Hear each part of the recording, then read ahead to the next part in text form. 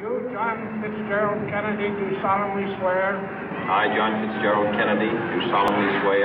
That you will faithfully execute the office of President of the United States. That I will faithfully execute the office of President of the United States. And will, to the best of your ability. And will, to the best of my ability. Preserve, protect, and defend the Constitution of the United States. Preserve, protect, and defend the Constitution of the United States. So help you God. So help me God.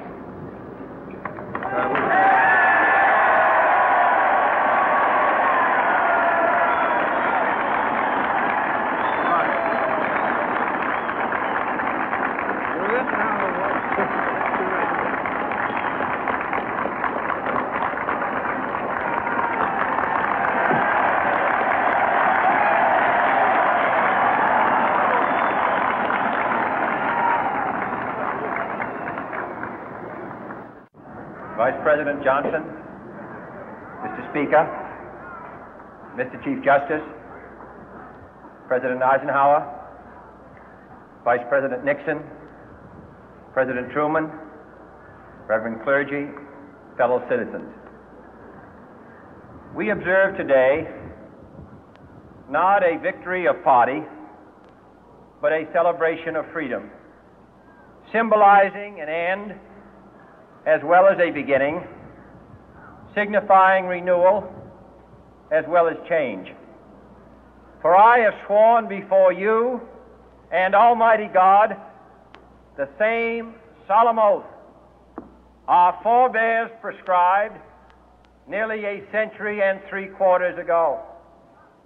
The world is very different now, for man holds in his mortal hands the power to abolish all forms of human poverty and all forms of human life. And yet the same revolutionary beliefs for which our forebears fought are still at issue around the globe. The belief that the rights of man come not from the generosity of the state, but from the hand of God. We dare not forget today that we are the heirs of that first revolution.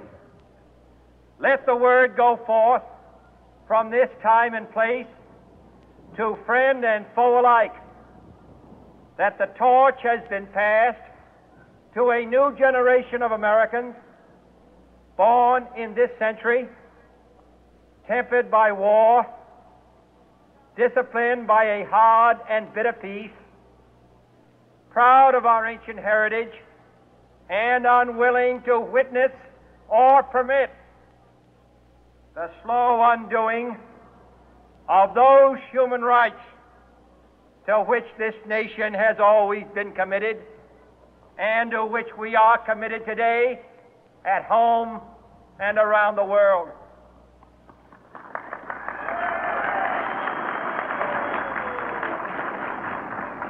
Let every nation know, whether it wishes us well or ill, that we shall pay any price, bear any burden, meet any hardship, support any friend, oppose any foe to assure the survival and the success of liberty.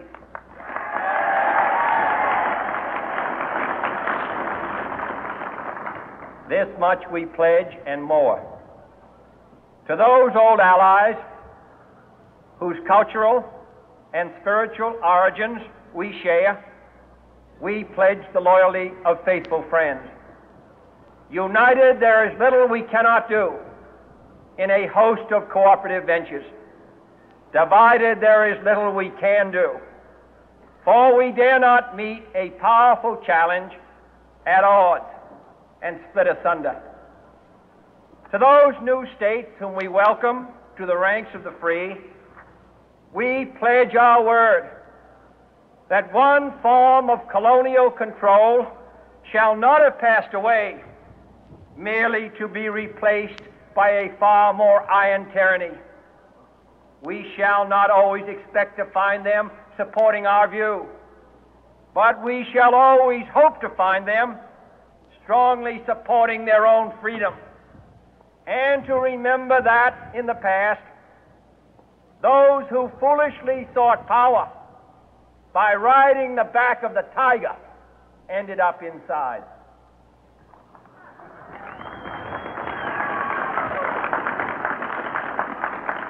To those people in the huts and villages of half the globe struggling to break the bonds of mass misery, we pledge our best efforts to help them help themselves for whatever period is required, not because the communists may be doing it, not because we seek their votes, but because it is right. If a free society cannot help the many who are poor, it cannot save the few who are rich.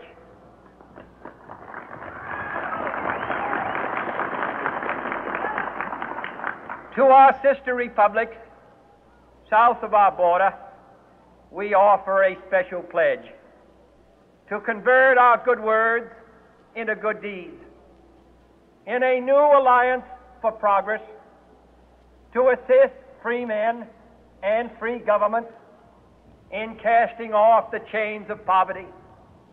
But this peaceful revolution of hope cannot become the prey of hostile powers.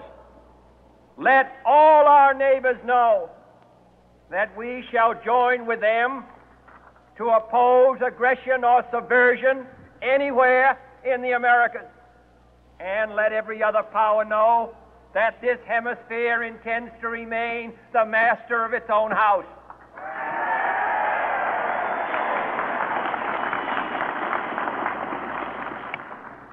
To that World Assembly of Sovereign States, the United Nations, our last best hope, in an age where the instruments of war have far outpaced the instruments of peace, we renew our pledge of support to prevent it from becoming merely a forum for invective, to strengthen its shield of the new and the weak, and to enlarge the area in which its writ may run. Finally, to those nations who would make themselves our adversary, we offer not a pledge, but a request that both sides begin anew the quest for peace. Before the dark powers of destruction, unleashed by science, engulf all humanity in planned or accidental self-destruction, we dare not tempt them with weakness, for only when our arms are sufficient beyond doubt can we be certain beyond doubt that they will never be employed. But neither can two great and powerful groups of nations take comfort from our present course, both sides overburdened by the cost of modern weapons, both rightly alarmed by the steady spread of the deadly atom, yet both racing to alter that uncertain balance of terror that stays the hand of mankind's final war. So let us begin anew, remembering on both sides that civility is not a sign of weakness, and sincerity is always subject to proof. Let us never negotiate out of fear, but let us never fear to negotiate.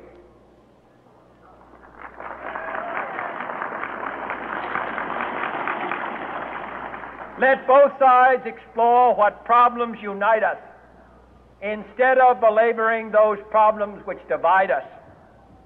Let both sides, for the first time, formulate serious and precise proposals for the inspection and control of arms, and bring the absolute power to destroy other nations under the absolute control of all nations.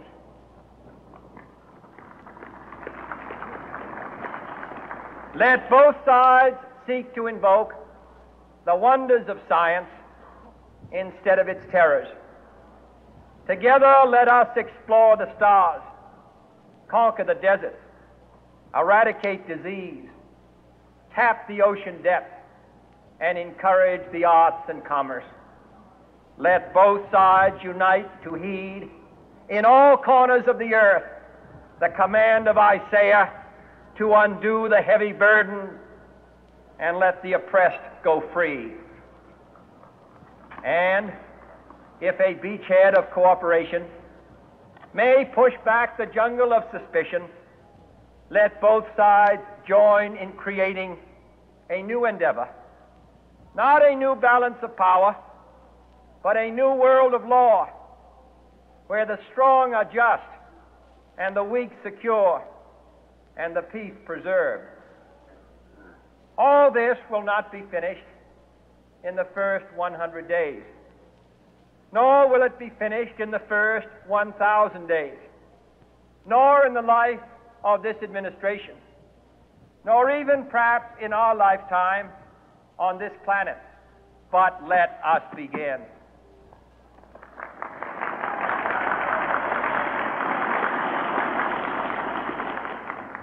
In your hands, my fellow citizens, more than mine, will rest the final success or failure of our course. Since this country was founded, each generation of Americans has been summoned to give testimony to its national loyalty. The graves of young Americans who answered the call to service surround the globe. Now the trumpet summons us again, not as a call to bear arms, though arms we need, not as a call to battle, though in battle we are, but a call to bear the burden of a long twilight struggle, year in and year out, rejoicing in hope, patient in tribulation, a struggle against the common enemies of man, tyranny, poverty, disease, and war itself. Can we forge against these enemies a grand and global alliance, north and south, east and west, that can assure a more fruitful life for all mankind? Will you join in that historic effort?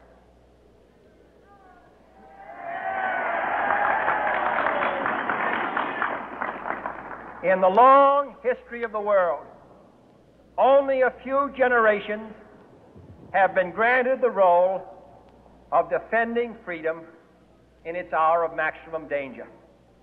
I do not shrink from this responsibility. I welcome it.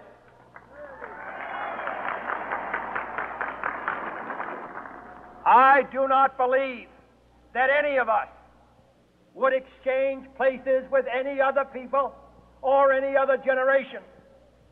The energy, the faith, the devotion which we bring to this endeavor will light our country and all who serve it. And the glow from that fire can truly light the world. And so, my fellow Americans, ask not what your country can do for you. Ask what you can do for your country.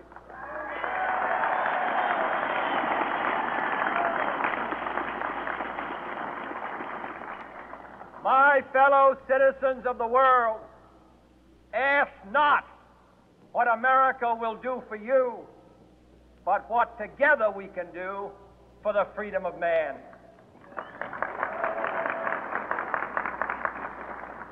Finally, whether you are citizens of America or citizens of the world, ask of us here the same high standards of strength and sacrifice which we ask of you.